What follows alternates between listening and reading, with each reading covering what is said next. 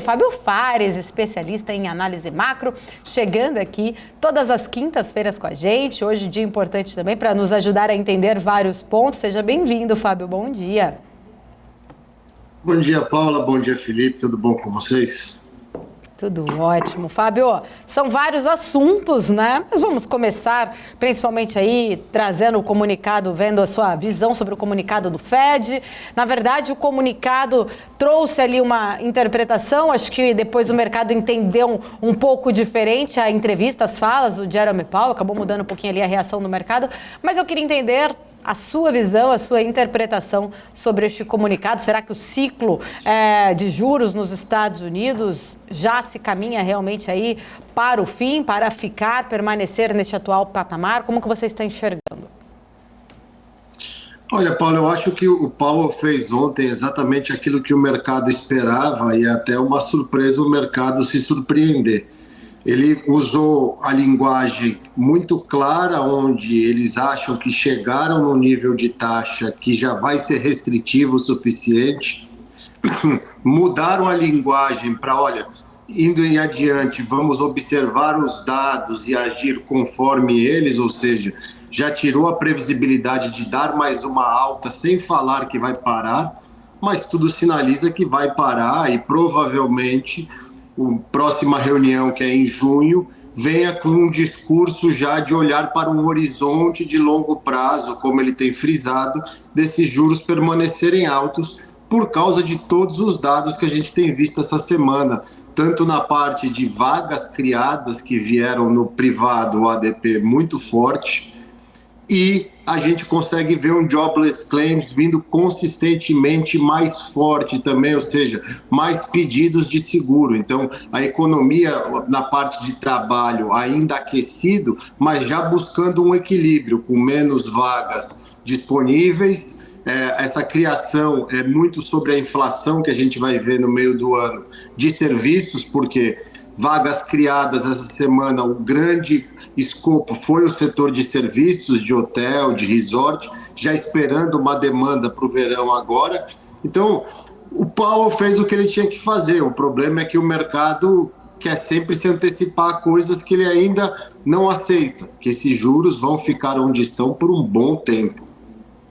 Inclusive, Fábio, eu queria entender também a sua visão, porque na fala dele, né, ele traz ali essa sinalização, principalmente, você falou das vagas aí, ADP, enfim, daqui a pouco eu quero até falar um pouco mais sobre a questão do trabalho, mas um outro ponto que ele falou ali, que ele tentou, acho que, ressaltar, estava até tentando ler aqui exatamente, mas foi algo em torno do que o seguinte, né, que a crise bancária ainda segue no radar do Fed, mas ele disse que avalia ali que as condições do sistema bancário melhoraram desde março e diz que o sistema segue forte e resiliente, mas logo após, mesmo com essa sinalização dele sobre os bancos, algumas instituições parece que seguem sentindo os efeitos ainda desses juros mais altos. A gente estava falando agora há pouco sobre o PacWest, né? Estava caindo mais de 41%, 42% na hora que a Débora olhou ali, que informou hoje cedo que o banco está revisando continuamente as opções estratégicas, diz ter sido já abordado por vários parceiros, investidores em potencial,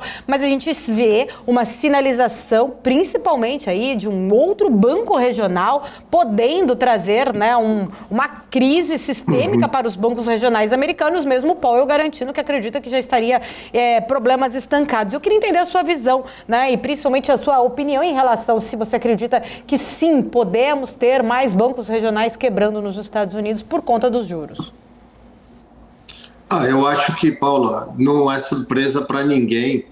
O que é surpresa mesmo é a velocidade com que isso vai começar a se manter acontecendo, porque não vai parar. É um sistema bancário que é muito nichado e vários bancos estão sofrendo muito porque foram anos de juros muito baixos e subiu muito rápido. Por mais que pareça que subiu devagar, a gente está falando de em um ano subiu 5,25% em 12 meses. Então, assim, você pega uma camada de muito dinheiro, que são esses bancos regionais, que eles são motores da economia, com a marcação a mercado, que é o que vocês estavam falando antes de eu entrar no ar, eles estão totalmente expostos a isso e não tem como fugir, porque os títulos vão continuar com a marcação a mercado enquanto os juros estiverem altos. Eu acho que ninguém espera juros caírem tão cedo. Agora, por um lado, isso ajuda o Fed também, porque a gente vê uma contração rápida de crédito, o que tira dinheiro da economia. E aí é separar as coisas. Os bancos vão ficar fragilizados e o sistema vai passar medo, mas é a garantia que o Fed não vai deixar ninguém quebrar.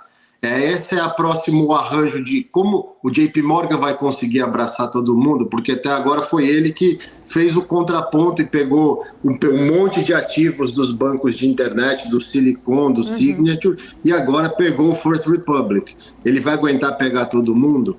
Segundo ponto quanto que isso ainda vai aparecer nesses nichos específicos, porque são muitos. E por mais que o Fed garanta, quanto mais rachadura, menos confiança. O mercado é confiança, a gente vai passar por isso.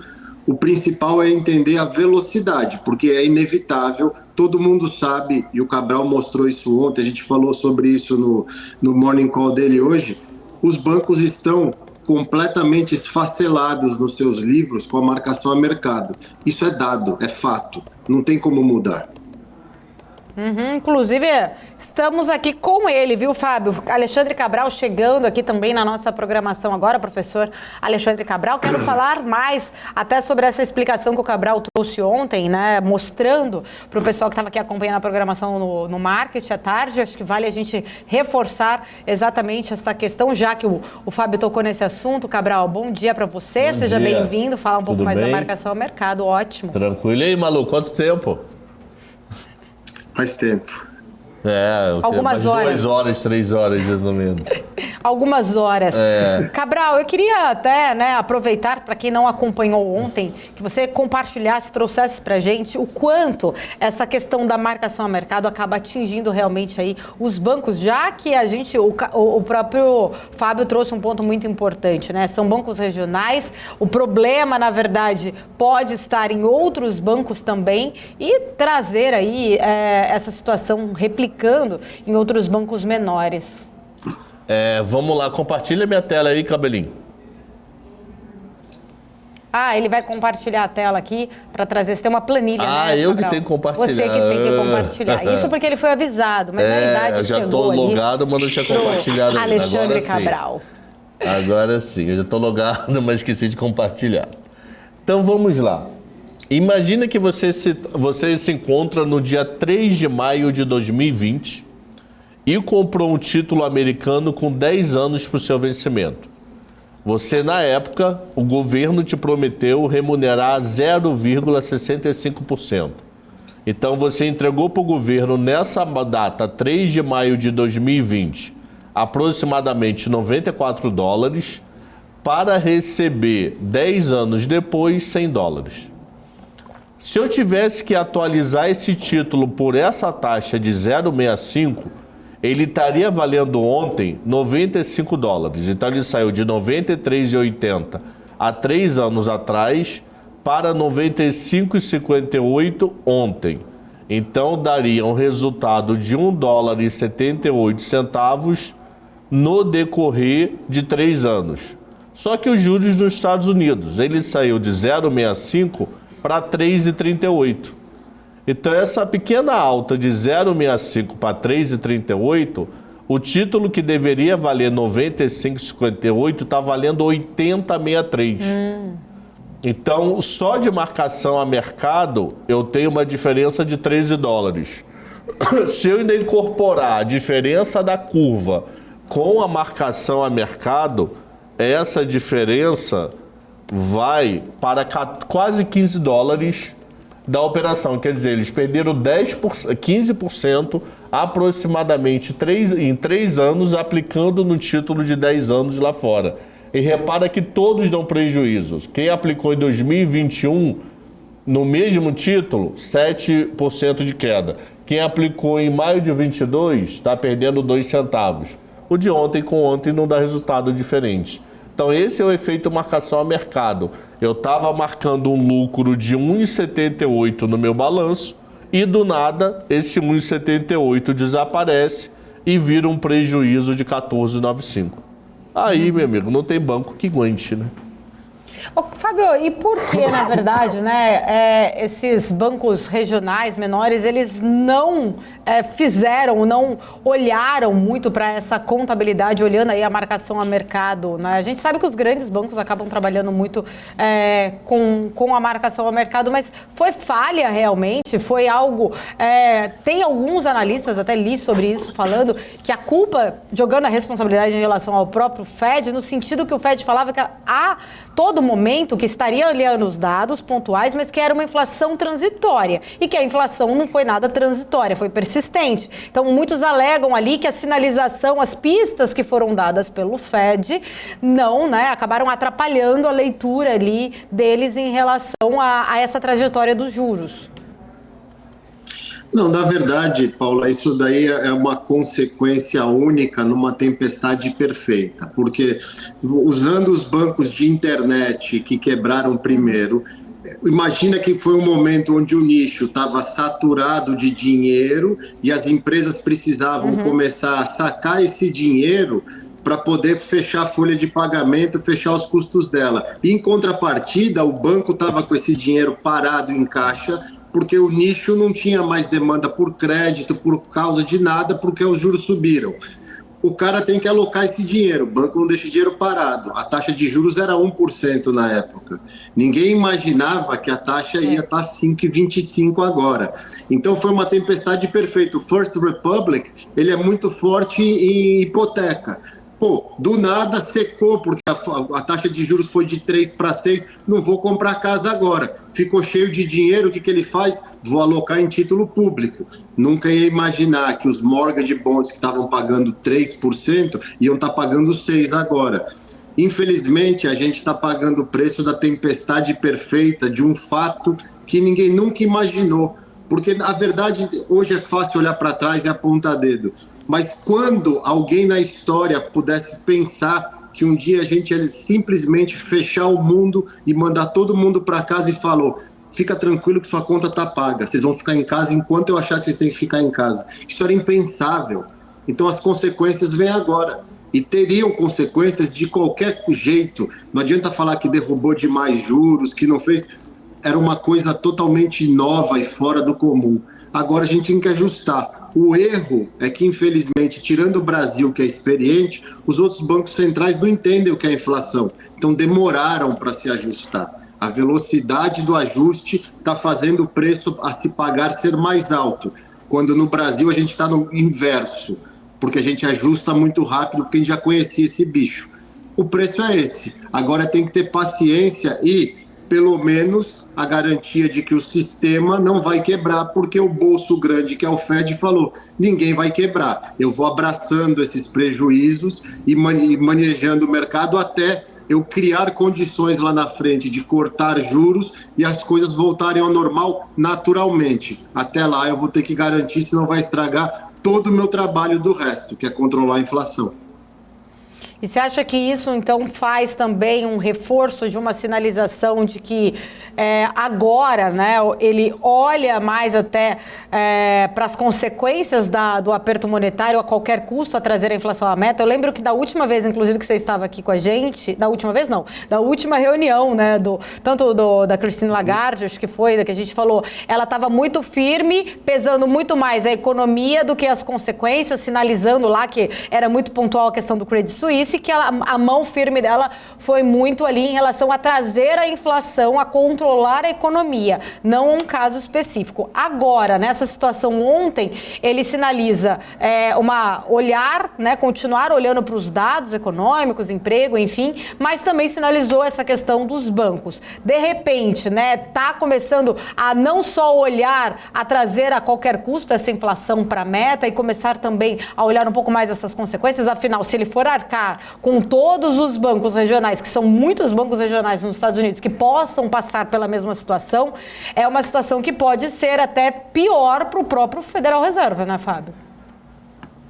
Eu acho que ele vai no limite, por ele ter controle de saber a saúde do resto, porque ele tem a foto do sistema, ele vai no limite até onde for saudável segurar para a inflação. com toda a fala dele em volta da inflação, e ontem ele frisou isso 3 vezes na coletiva, é pedindo desculpa por saber o estrago que a inflação faz nas camadas mais baixas. E é responsabilidade do Fed controlar isso. Então, assim, ele sempre pede desculpa por ter errado nisso, porque ele sabe que é muito mais benigno do que um problema de liquidez em banco. É claro, Paula, ele não pode perder o controle do sistema bancário. Agora, ele tem essa foto na mão dele. Eu acho que a única coisa que faria o Fed mudar o discurso seria uma crise bancária aguda, e aí ele teria que parar e reverter tudo, ou a gente vê de um mês para o outro esse desemprego saltar mais de 0,5%, que é um movimento muito brusco. Aí eu acho que pode acender um alerta, porque eleição, um monte de coisa que começa a influenciar. Mas enquanto esses dois extremos, um deles não baterem, eu acho que ele vai ser fiel ao que ele tem se comprometido. Combater a inflação, porque ele sabe que é muito pior do que todo o resto. Já que eu falei dela, deixa eu trazer aqui também o Cabral para a gente falar um pouco mais sobre. Eu posso ainda falar de juros americanos? Pode. Depois eu ia para. Sim, vamos lá. Depois a gente muda o continente. O que acontece sobre legislação? Vamos contar uma história aqui para vocês também entenderem esse papo de marcação ao mercado. Tá. A Basileia, que é o pai da regulação do mercado de sistema bancário do mundo, quase todos os países pertencem à Basileia. Não é o Banco Central do país, não é obrigado a seguir Basileia. Mesmo se tiver um HSBC no Brasil, o Brasil pode dizer não quero Basileia, ok? Mas a maioria dos grandes seguem.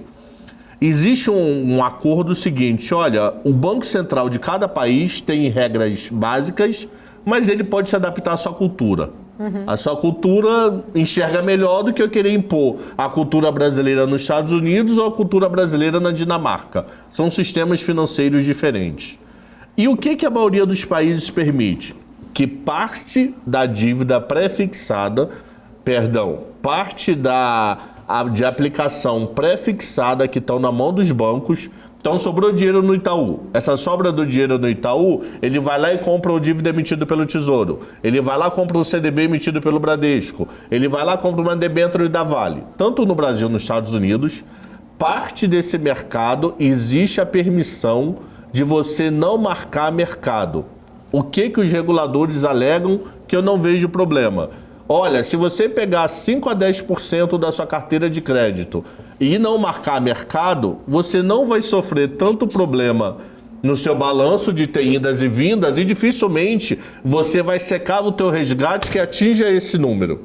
Então você tem isso tudo aplicado. Sei lá, vamos botar o número hipotético 100. Eu posso dizer R$20 eu posso marcar pela curva e 80 eu sou obrigado a marcar mercado. Dificilmente eu vou ter uma corrida bancária tão desesperadora que chegue a esse 20, que mate todo o 80 e chegue ao 20. Então isso é permitido pelos bancos centrais mundo afora na indústria de banco e muito na indústria de previdência. Você pega a PGBL, VGBL, Previ do Banco do Brasil, eles vão aposentar a pessoa daqui a 30 anos. Então eles não têm por que marcar pela curva o tempo inteiro. Eles podem marcar mercado, já que eles só vão devolver a grana para a pessoa, a não ser que dê algum problema de invalidez, etc., que não é uma rotina, graças a Deus, daqui a 20 a 30 anos. Então eu posso marcar sem nenhum problema. Mercado e curva. O que aconteceu no mercado americano? É uma coisa que a gente já debateu aqui. Tem uma legislação meia doida que banco, até Itaú, pra você ter ideia, até Itaú, se Itaú fosse nos Estados Unidos, ele poderia marcar a maior parte da carteira dele pela curva e não pelo mercado. Você tem ideia, o banco médio nos Estados Unidos equivale a um Itaú nosso, tá? Então, ele poderia fazer isso. Então, ele pode fazer uma parte considerável pela curva e uma parte considerável a mercado. Qual foi o racional desses caras? Poxa, eu sou especialista muito grande, o meu grande público veio comprar casa. A pessoa que vem comprar casa, ele comprou casa 2000 e 2021 com juros de 30 anos a 1%. Eu não vou lá me refinanciar para pegar juros agora de 4%. Então, o que pensou o gestor desse banco? Eu emprestei dinheiro para a Paula comprar um apartamento nos Estados Unidos, então eu vou pegar essa grana dessa captação e vou marcar a curva, Por que eu vou marcar a curva? Porque não vai ter resgate, eu não vou ter saída do outro lado. Então, como aconteceu? A Débora aplicou no título, esse título o banco com a grana emprestou para a Paula comprar um apartamento. A Paula não vai querer antecipar essa operação porque os juros estão muito a favor dela. Só que ele esqueceu de considerar que a Débora pode antecipar.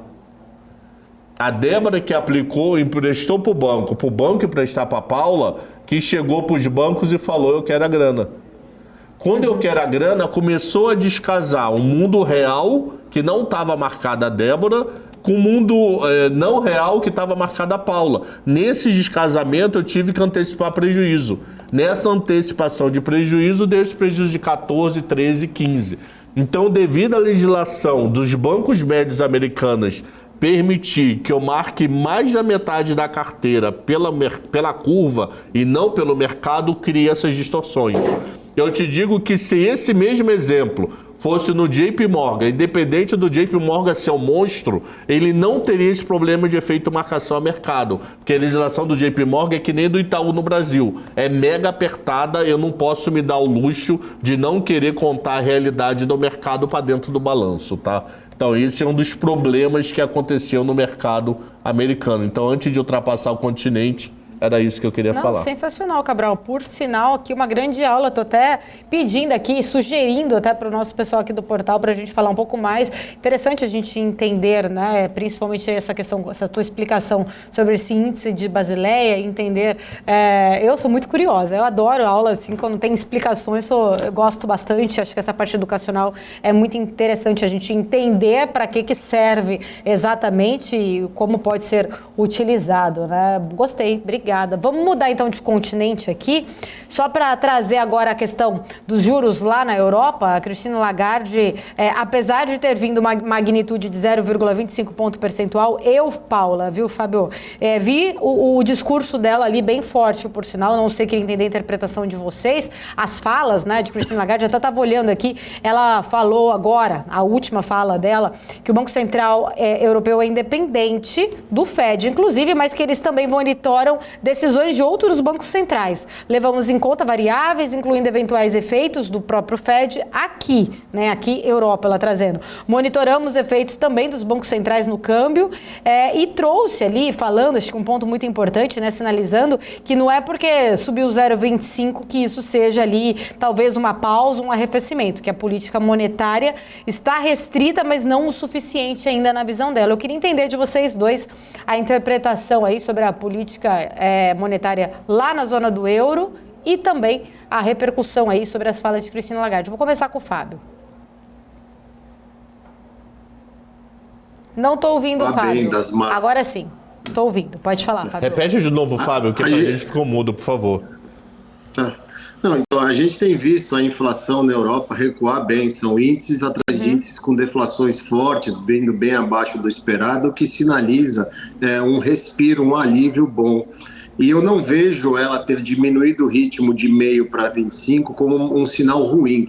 Pelo contrário, isso mostra que o ajuste está perto do fim, mas que o fim ainda não está anunciado. Ela deixou bem claro que é data dependente. Ela deixou bem clara a preocupação também com o verão, onde se espera uma Europa sendo invadida por chineses, até já saindo dados já de contratação de passagem, recorde histórico de chinês que vai passar o verão na Europa, o que vai manter o setor de serviços aquecidos e o que faz todo sentido em linha com o discurso dela, que provavelmente teremos mais uma alta de 0,25 e aí sim a sinalização de que provavelmente na próxima os níveis já estão restritivos o suficiente. Mas a Europa corrigiu o lagging que teve, que foi o último a começar o aperto monetário, e hoje tomou rédeas das coisas já desde as últimas 2 reuniões, quando ela realmente mudou a postura. Agora tem o problema do verão. O verão vai ser extremamente interessante no hemisfério norte, porque o setor de serviços, que é o problema pontual da inflação, tem tudo para ficar extremamente aquecido. Na Europa com os chineses e nos Estados Unidos com o resto dos turistas em si. Vamos ver o que vai dar, se vai dar uma folga para esses bancos centrais. Mas que o Banco Central Europeu está perto do fim também, isso ficou claro, apesar do tom duro, Paula. Cabral.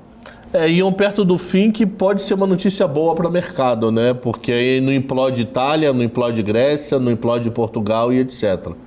Então ela está conseguindo um meio que milagre, assim, para ser estudado na história depois. O mercado ainda lá segue caindo, né? Agora, apesar, né? Eu não sei, você acha que o mercado interpretou ruim, Fábio, essas falas? Não, estava indo bem de manhã. Estava, mas ampliou um pouco mais as perdas agora, lá na Europa. Vamos lembrar uma coisa, que ontem à tarde, enquanto o Paulo falava, o mercado europeu já estava fechado também, né? Lembre-se que os Estados Unidos ainda ditam o ritmo do mundo inteiro. A Bolsa não tem como se animar com os bancos centrais sendo mais duros, apesar de um tom de estamos nos finalmente, mas eu continuo duro. Por quê? Porque a Bolsa sabe que esses juros não caem tão cedo. A gente já está olhando para a queda de juros em 2024. Estamos em maio de 23 ainda. Então, assim, o mercado tem chão para criar coragem de conseguir se ajustar num cenário onde juros já estão mostrando na atividade econômica o estrago, vai bater nas empresas uma hora. É esse que é o descompasso, que a conta não fecha. Não é querer ser pessimista, mas você tem dados econômicos te mostrando uma atividade já sofrida e, por outro lado, você tem as bolsas mostrando resultados que você fala, cara, como que vai manter isso? Essa equação ainda é a única que não se encontrou. Só um detalhe, em relação ao 7,10, Itália melhorou pra caramba. Que eu tô aqui, botei gráfico de minuto e tô olhando, tá? Porque eu me lembro que tava ruim, a Alemanha caía 0,80, a melhorzinha era Portugal caindo meio. Era a menor queda, era meio por volta de 8 horas da manhã. Tá? Então, na verdade, é uma mistura de trazer problema de ontem com uma recuperação. O mercado recuperou pós-Lagarde. Porque pela manhã, bem cedo, tava bem ruim, tá? Tinha a bolsa caindo 1% lá, 1 e pouco caindo bolsa lá. Você tinha olhado o índice Eurostoxx ou não? Mais cedo, você sabe? Não, mas se a gente vê aqui rápido. É porque na hora que eu comecei aqui, ele tava assim em queda, mas agora ampliou um pouquinho mais pelo índice Eurostoxx. DAX está ali no mesmo patamar praticamente. FTSE também ampliou um pouquinho aqui, pelo que eu tô acompanhando. Ô, Fábio, inclusive, até estava olhando aqui das falas dela, ela falou que deve permanecer assim até conseguir alcançar a meta, né? Que a nossa meta é única de 2% de inflação, mas monitoramos aperto no crédito. Aí ela também entrou em relação um pouquinho ali da questão do crédito. A demanda de crédito por empresas estão realmente em baixo. Juro alto está restringindo essa busca, inclusive. Aí ela voltou a citar ali o caso do Credit Suisse. Teve reação rápida das autoridades da Suíça, estamos longe de uma crise de crédito. Queria também entender um pouquinho da sua visão em relação a esse assunto da crise de crédito, para depois eu entrar na nossa aqui do Brasil. É muito difícil para as empresas, principalmente essas empresas que estão acostumadas nas últimas década e meia a juros zero, se adaptarem agora a esse custo de capital, mantendo a eficiência. Por isso que a gente está vendo demissões já e começando a ver demissão já em nichos de mão de obra qualificada, porque o ajuste tem que vir de alguma forma. Com perspectiva de crescimento, a FMI revisou crescimento para baixo do mundo inteiro, uma perspectiva da inflação permanecer alta, você já está tendo crise nos Estados Unidos do sistema bancário que gera desconfiança. Eu não acho que a gente vai ver ninguém muito empolgado para investir, empresas pegando dinheiro nesses níveis para investir, esperando grandes resultados. Eu acho que é o que eu falei, a gente já vê um descompasso entre a economia real, crise de crédito, atividade mais estagnada, o desemprego aumentando, para o mercado em si, que ainda há preços que parece que o mundo se consertou. E não se fala ainda, isso não se conversa. Então, eu não vejo esse apetite das empresas, da economia real em crescimento. O mercado ainda vê isso daí no preço que ele põe nas ações. Eu estou até olhando aqui, a gente falou até mais cedo um pouco, né, resumidamente, sobre os PMIs ali de serviços da Europa. A Alemanha subiu, zona do euro como um todo também avançando ali, né, de 55 para 56,2 em abril. Foi o maior patamar, inclusive, em 11 meses. Meio abaixo da expectativa, que era 56,6, mas mostrou, sim, um grande avanço do ponto anterior. Reino Unido também subindo. Como que você enxerga, Fábio, nessa leitura como um todo, né? Esses PMIs de serviço vindo aí, mostrando talvez, né, de repente, uma recuperação, principalmente desse setor como um todo aí na Europa, nesses PMIs vindo aí acima de 50, né, índices importantes. A gente vai ver eles subindo cada vez mais agora no verão. Serviços vão ser, é o setor que está segurando a economia nos dois aspectos, a parte da inflação e a parte de atividade, porque muito está girando na atividade de serviços em si, por isso que está contratando, e o verão vai mostrar isso muito pelos números que a gente já está vendo. Então tem tudo para ser um verão extremamente forte, tanto no setor da parte de atividade de serviços, mas segurando essa inflação para cima. O problema é o depois, porque quanto mais tempo durar essa inflação alta, mais tempo a gente vai ter os juros se mantendo alto. E nós já estamos vendo o estrago, isso que nem chegamos ainda no topo de juros. Então isso é a parte que preocupa para o segundo semestre, esse juros se mantendo alto e o pessoal caindo na real que os juros não vai cair tão cedo, ferrou. Fábio, só para, antes de eu ir para o break, aqui tenho 5 minutinhos, mas só para trazer aqui, já que eu estou falando em PMI, não dava para não falar sobre o PMI industrial da China, né, que já veio aí um pouco diferente dessa visão, né, mostrando aí queda, saindo do patamar de 50 em março, caindo abaixo dos 50, que traz retração para 49,5 em abril. Entender um pouco da sua visão dessa deteriorização, inclusive, aí da saúde, vamos dizer assim, desse setor manufatureiro chinês, que havia uma grande expectativa contrária, né, na verdade, da abertura da China, impulsionar ainda mais o crescimento industrial, e a gente está vendo, na verdade, um movimento contrário e os impactos disso para o mundo como um todo, especialmente aqui para a gente. Queria entender a sua visão. Olha, Paula, eu venho falando isso faz um tempo já, e até tem uma turma que fica brava, mas a China ela não é consistente em nada desde o começo do ano, e a gente fica nessa esperança de ver uma China crescendo 5%, 6% esse ano, e os dados não mostram isso. A China ainda tem graves problemas lá. O problema é que a gente nunca sabe a verdade, porque é um país que tem dono. Mas você vê, ela não tem consistência nos seus dados de atividade, vem um dado bom, depois vem meia dúzia de dado ruim. O mercado imobiliário dela continua extremamente fragilizado. A gente vê um dado vem positivo, os preços subiram, ninguém está comprando nada, o que é um péssimo sinal. E agora a gente está vendo na parte de produção e atividade que a China não está com esse ímpeto todo. Olha as commodities, os portos lotados de minério de ferro, isso sofre Brasil, sofre Vale. Eu acho que a China está tendo muita esperança do mundo que vai resolver os problemas, e ela parece que tem mais problemas do que a gente imagina, o que é muito ruim, mas pelo menos a gente já está em maio nessa brincadeira toda. O mercado já está entendendo que talvez 5% não seja real e está reagindo conforme, porque não está tão ruim como deveria estar. Eu acho que a China tem grandes problemas e isso está ficando cada vez mais nítido, só que a gente nunca vai saber a verdade.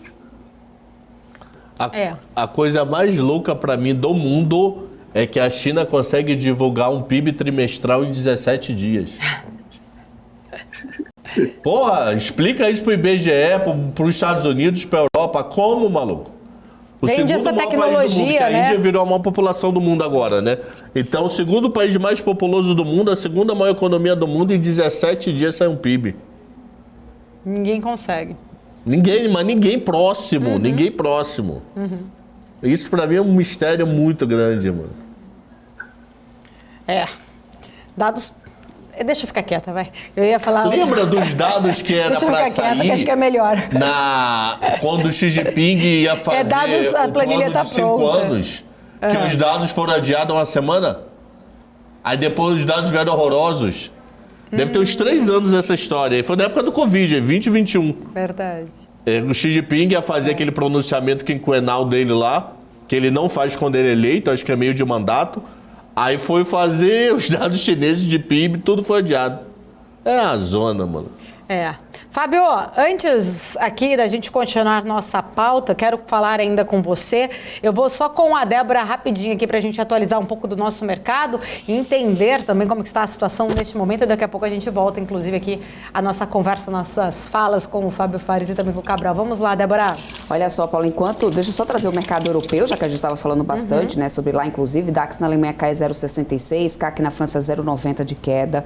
O índice Eurostoxx que você estava comentando aí com o pessoal também tem acelerado aqui um pouquinho essa queda, 0,56%, FTSE no Reino Unido 0,92% agora de queda nesse momento, tá? Em relação ao mercado nos Estados Unidos, também queda forte, Dow Jones cai 0,91%. Nasdaq, que na verdade nos índices futuros caía mais de 1%, agora cai 0,51%.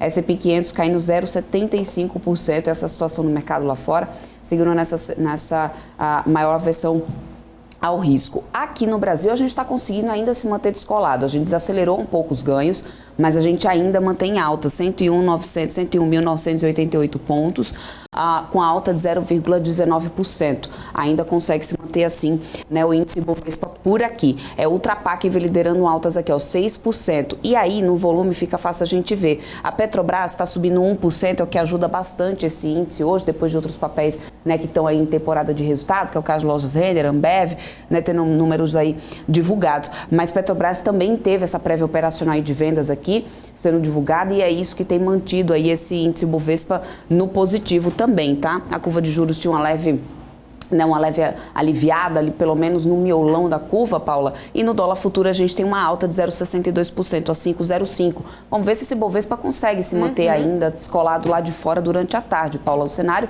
lá fora não é favorável. Ainda tem todas aquelas outras questões aqui no Brasil que pode acabar virando esse Bovespa, né? Exato, Débora. A gente está aqui de olho, acompanhando, sempre ouvindo também a opinião dos grandes especialistas que passam aqui na nossa programação. É você que acompanha a gente, deixe sua pergunta no nosso chat. Nós vamos para um rápido intervalo. Volta em instantes.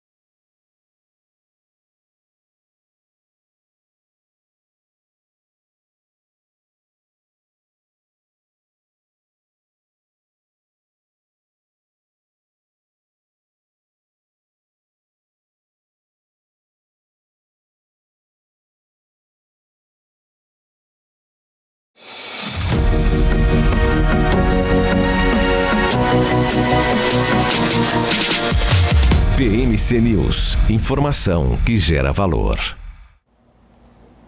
De volta aqui na nossa programação da BMC News, 11 horas e 22 minutos, repercutindo as notícias do dia, né? Dia aí marcado, inclusive, por anúncios das políticas monetárias, ajustes nas políticas monetárias. A gente teve ontem Brasil, Estados Unidos, hoje, inclusive, falamos agora há pouco sobre Europa. Deixa eu voltar aqui com o Fábio Fares, com o Alexandre Cabral. A gente falou com eles sobre Estados Unidos e Europa, mas preciso entender também a visão de vocês em relação ao Brasil. Brasil, né? Nosso Copom aqui, a taxa básica de juros Selic, mantendo, né, no 13,75. Queria entender a visão de vocês em relação ao comunicado, né? Teve gente ali que interpretou ainda assim como firme, outras casas menos hawkish, né? Na hora ali, principalmente em que Campos Neto trouxe uma sinalização sobre a questão do arcabouço em si, que precisa ser ainda discutido, debatido na Câmara, no Congresso como um todo. Ele também falou,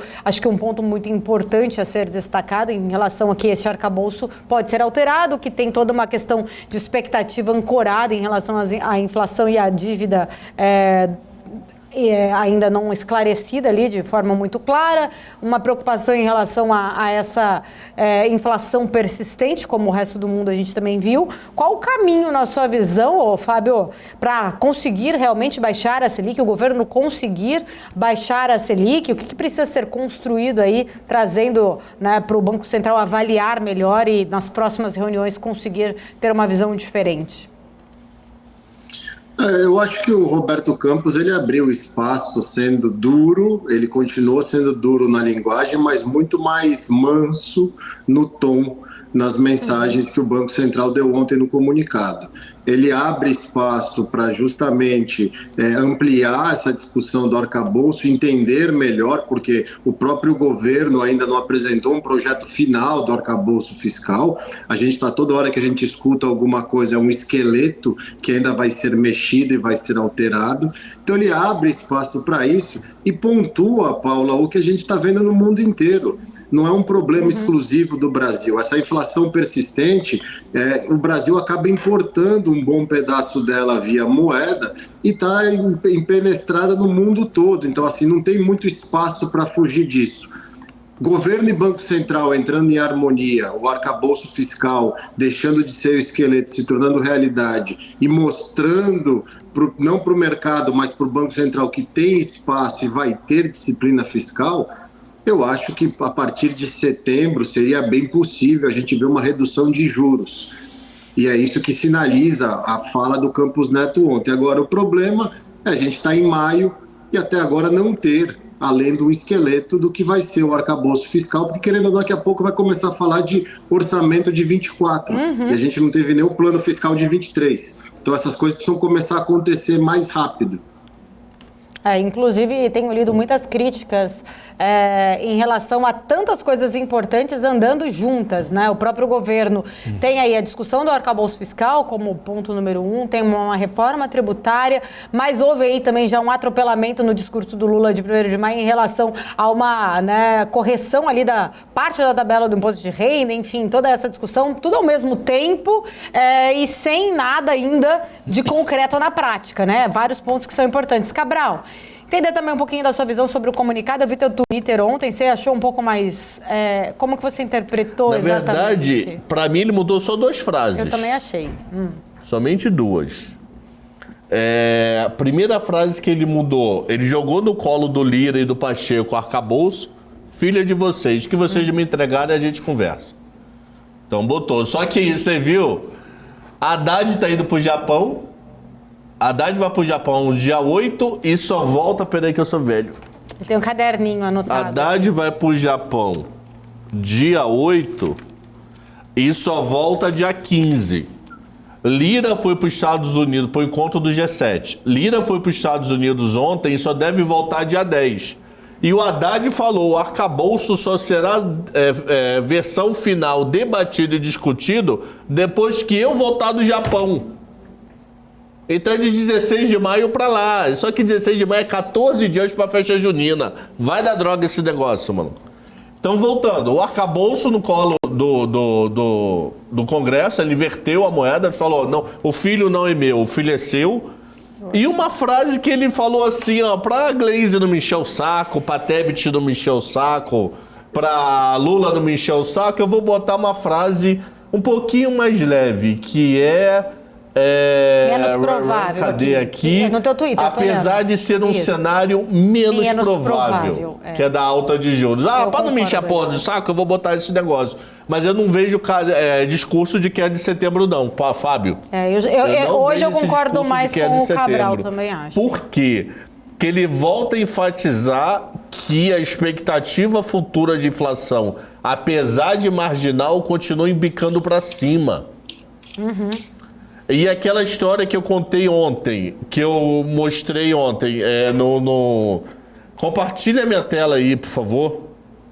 Cadê?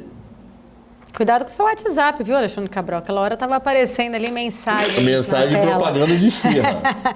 Aqui, ó, o governo toma decisão em cima de 3 fatores. Inflação corrente, expectativa de inflação e ato do produto. Inflação corrente, eu só tenho uma amostra de melhora. Sexta-feira agora tem inflação. Não, perdão, dia 12. Dia 12. É na outra. A outra sexta-feira, eu não entendi porque a maio atrasou tanto, maluco. Sexta-feira que vem tem inflação. A inflação vai ter que melhorar muito até setembro para ele mudar de ideia. Pra você ter ideia, a média da inflação de serviços de 21 foi 0,39. A média da inflação de serviços de 22 foi 0,61. A média de inflação de serviços de 23 foi 0,75. E fora que ele pode ter esse medo de voo de galinha aqui, ó. Em 2022, fevereiro para março caiu como esse ano, só que abril voltou a subir, maio subiu e junho subiu. Então nós também temos o nosso inverno, nós também temos as nossas férias de julho, que serviços pegam um pouco mais pesado. A vantagem é que é curta, dura 30 dias, não é que nem o verão que nós já passamos.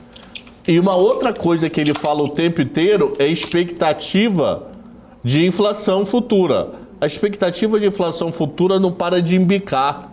Enquanto essa curva não reverter para baixo, enquanto ela não cair, esquece, eu acho, que ele mudar a política de juros. Então, eu não consigo ver, eu espero estar completamente errado. Eu espero falar, pô, Fábio, parabéns, sua visão estava certa e ele cai juros em setembro. Mas eu não consigo enxergar essa queda de juros em setembro. Enquanto a inflação tiver caminho para cima, ela nem estabilizou, ela só sobe a informação. Não chegou aquele ponto, chegou um platô de 6 e está andando de lado, não. Todo relatório que sai é aumento de inflação. Então esse aumento de inflação, com uma amostra muito pequena ainda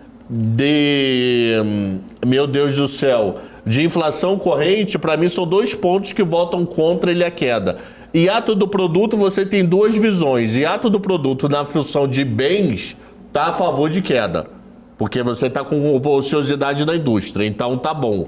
O hiato do produto na visão de serviço está ruim, porque a mão de obra está sendo muito contratada e está gerando consumo de serviços. Então eu te digo que é um 2,5 a meio contra a não queda de juros. Ele pode mudar de ideia? Pode. O arcabouço pode fazer com que a curva longa de juros desempine, quer dizer, caia pesado? Pode. Isso pode favorecer o dólar, que pode favorecer a inflação de importado? Isso tudo pode. Mas aí é muita suposição, tem que saber como vai sair do Congresso.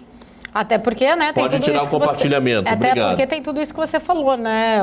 O Lira tá viajando. Ontem, né, já entrando aqui, outro dia eu tava falando disso, muita gente falou, mas o que isso tem a ver com a economia? Tudo. As articulações que estão acontecendo, ou cortinas levantadas aí, né, para se passar, olhar, na verdade, ou dar prioridade para as pautas importantes, podem acabar atrapalhando, inclusive, essa agilidade aí de se aprovar esse arcabouço, né? A gente viu uma derrota ontem no marco do saneamento ali do governo, aquela própria questão da PL da fake news aqui, não vou entrar no mérito da discussão, mas o fato de ter sido retirada pode ter sido usado como uma articulação, até inclusive muitos cientistas políticos falam isso, que Lira pode ter colocado ali a urgência para ser votado, para colocar na Câmara e mostrar que o governo não tem, na verdade, a maioria para aprovar outras pautas, sinalizando uma derrota. Ontem veio uma outra. A gente não sabe exatamente aí quais são, né, as prioridades de Arthur Lira, que está viajando também. Ou seja, né, tem todo ali um tabuleiro de xadrez com peças sendo usadas e as pautas importantes ainda paradas, né, Fábio? Eu acho que a gente está vendo finalmente, né, em maio, mas o grande teste governo-congresso, porque não teve até agora nada. Não. E ontem o sinal foi ruim para o lado do governo. Começou com a retirada da pauta da PL da fake news, que era uma prioridade, até passar urgência. E ontem a derrota no marco do saneamento, eu acho que foi inesperado. Foi aquela surpresa amarga e o que vai custar articulação. A gente já viu uma aproximação do presidente com o presidente do Congresso. O Lira tem frequentado bastante o Palácio do Planalto. o diálogo está aberto. Agora, nós sabemos que na política as coisas mudam muito rápido. Agora é aguardar. Porque nessa eu concordo com você, Paulo. O governo não esperava essas 2 derrotas. E Deus me perdoa. Me perdoa que eu vou falar, mas de seu filho não é igual de seu pai, não, mano. De seu filho não tá conseguindo articular Congresso. Tá na mão dele o Congresso. Ele não tá conseguindo. De seu pai pode ser que é mensalão, pode ser o que for. Ok. Mas de seu pai tinha malandragem que o filho tá tomando pancada, meu irmão. Não tá tendo, não. Deus me perdoa, porque pode não estar tendo até ser bom. Significa que ele está tentando de forma honesta falar com o Congresso e não está conseguindo. Isso pode ser até no caso bom, mas para governo, para Lula, está sendo horroroso. Ele vai ter que trocar esse líder, mano. Pode deixar na mão desse garoto não, senão não vai passar nada. Não vai passar. E tá passando o tempo, né? Lembrando que a gente está no mês 5, acaba o primeiro semestre mês que vem, por sinal, e são pautas que são fundamentais de serem votadas no primeiro ano. Lembrando ainda que ano que vem a gente tem eleição aí municipal, muda tudo, foco, enfim, né? Outros interesses de algumas bases específicas, e aí pode acabar atrapalhando o andamento dessas pautas importantes. E tô falando do arcabouço, ainda falta a reforma tributária, outra longa discussão pela frente, né? Fábio, outra coisa, o Cabral estava falando, eu estava tentando lembrar aqui, você falou que ele tomou cuidado, Cabral, na fala para não desagradar a Gleice, não funcionou, porque desagradou bem, você viu o tweet dela, né? Ela estava atacada. Tava atacada. Maneiro, maluco. Tava atacada. É maneiro, ela estava atacada, ela não tem poder, né? Quem que mandar no PT hoje? Eu não fazer nada, mano. Então, mas você viu que ela usou ela tá termos sem poder, de frases estratégicas ali. Covid. Genocida. Para linkar com o antigo governo, né? Frases que eram muito usadas da oposição no antigo governo. Ela falou assim, quanto já custou ao país o negacionismo econômico de Campos Neto? Quantos empregos, empresas falidas, famílias destruídas? A vacina sempre esteve ao alcance do Copom, mas insistem nos juros genocidas. Até quando ficarão impunes? E se você for ver, ela faz uns 6 posts de Bolsonaro depois desse. Ela, maluco. Ela deu o recado dela, eu nunca vou contar uma piada do lado dela. Porque se ela rir, ela soca. Ela é tão esticada que falta a pele, né? Aí se ela rir, vai faltar a pele e tem que sair do braço. Aí o braço estica assim. Quero só ver o dia que ela aparecer aqui na porta para falar com o Cabral. Como vai ser. Fábio, quero encerrar aqui suas considerações finais para hoje, seu recado final para o pessoal que está aqui nos assistindo, por favor. Eu agradeço o espaço, agradeço o tempo, sempre um bate-papo rico. Vamos ficar de olho amanhã no payroll, porque eu acho que pode surpreender para cima também. Vai dar uma bagunça na economia americana de novo, um nó na cabeça de todo mundo. E semana que vem a gente volta, vamos bater um papo. Tem resultado de Apple hoje também, no final do dia, que vai mostrar bastante coisa interessante para os próximos meses. Mas será que o payroll não foi via ADP, não? Que nem nas outras vezes? Já tiveram algum payroll fora do padrão, mas a ADP já tinha saído e não fez preço. A gente teve o contrário no começo do ano, né? Quando a ADP veio sem graça, então... porque estava naquela mudança e o payroll veio forte. Vamos ver. O mercado ele ignora um pouco a ADP, porque é privado. Vamos ver amanhã com dados do governo como que fica essa salada. O payroll é privado e público, né? Acho que é mais essa a diferença, né? Não, o payroll é o PNAD.